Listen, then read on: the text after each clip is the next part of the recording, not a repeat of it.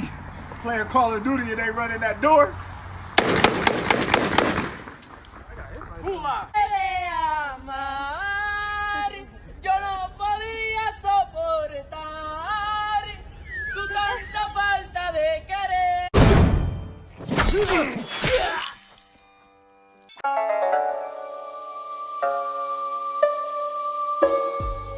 What's going on, you guys? So Eddy Reyneso has some pretty interesting things to say in regards to Terence Crawford and Canelo Alvarez battle for the number one pound for pound.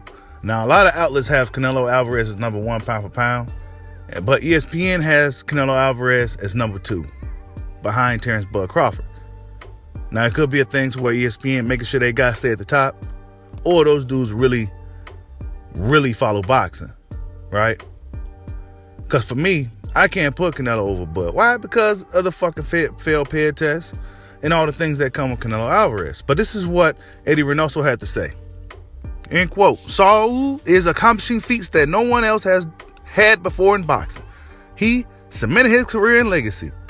That's why he's the best, pound for pound. The politics of anti-Canelo people is the reason why he's not number one on some list. And anti-Canelo people,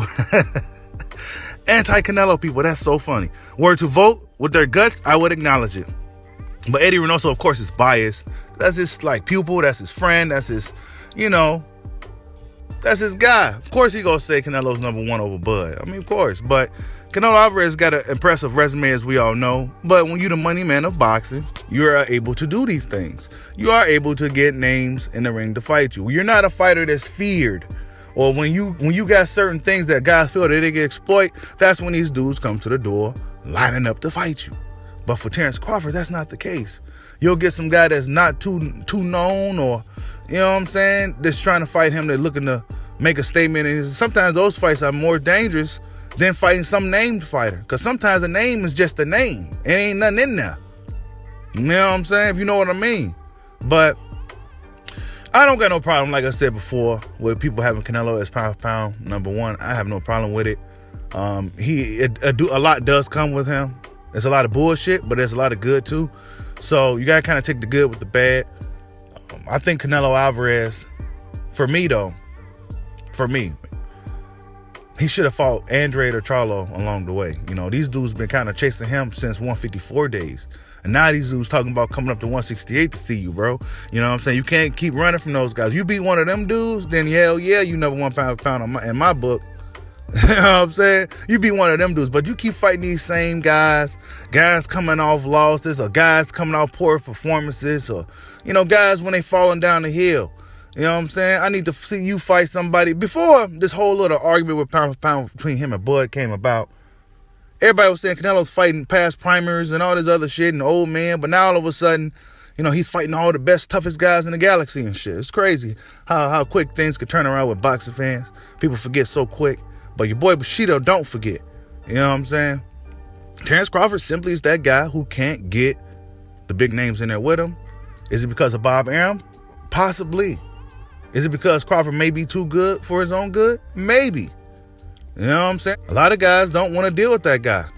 That's what I think. They just don't want to deal with him. There's a lot of things that he can do in the ring. He can flow like water up in there, man. You know what I'm saying? He can flow like water up in there. Them dudes don't know if they can. Come on, man. You gotta call it how you see it sometimes, people.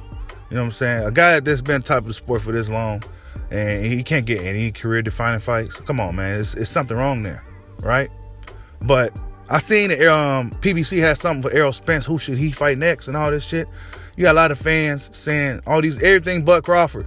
It's like, man, who cares who the fuck this dude fighting unless it's Terence Crawford? You know what I'm saying? Who cares?